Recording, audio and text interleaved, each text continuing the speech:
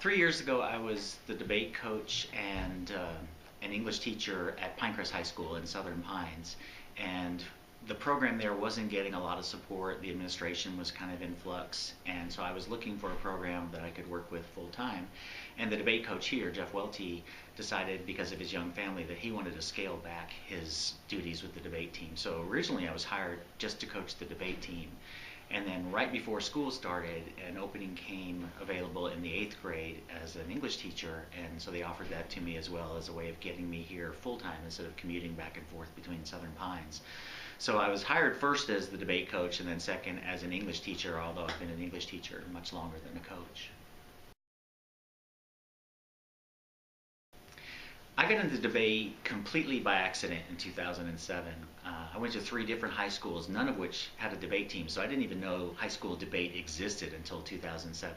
I was teaching at Pinecrest, and some of my students asked me if I would accompany them to one of the local tournaments in Fayetteville because the head debate coach couldn't go that weekend, and they weren't allowed to go unless somebody went with them on the bus. So I went, not knowing that as we pulled into the parking lot, they were going to tell me that I'm supposed to judge too. I didn't even know what a debate tournament looked like.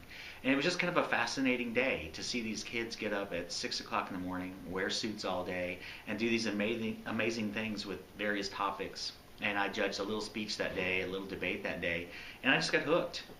I started working with the debate team after that, and started working with a particularly talented pair of debaters who ended up going all the way to nationals the next year. And I don't think I've missed a tournament since. It's very addictive, even though it's very time consuming.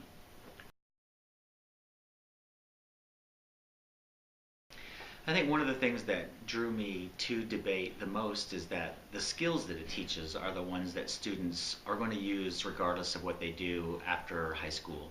Not too many of our high school debaters will actually continue debating in college just because of time demands, but almost all of the ones that I stay in touch with will tell me that the research skills, the writing skills, the ability to take 5 or 6 different sources and put them together as a real argument puts them so far ahead of their classmates that they really find college much easier as a result of what they've done on the debate team.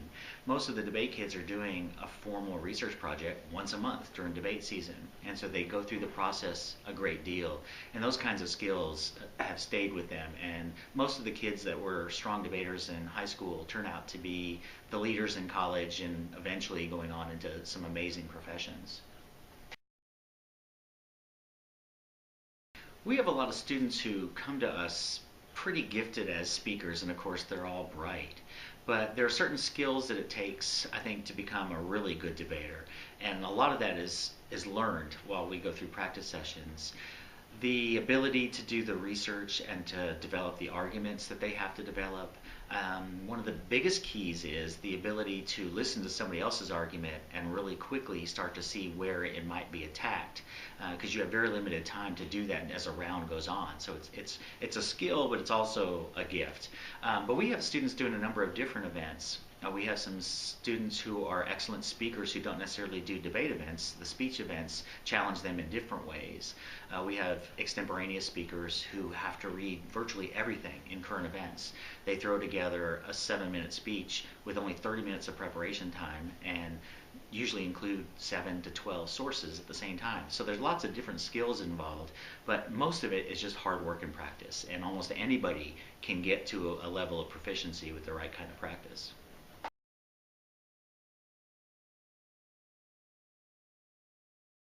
We've actually spent some time in practice talking about the political debates, especially the presidential debates, and what the students thought of those. And of course, they're hugely critical of the debates.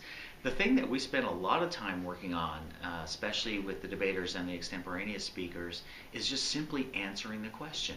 And it's appalling to the students how few questions actually get answered in the debates.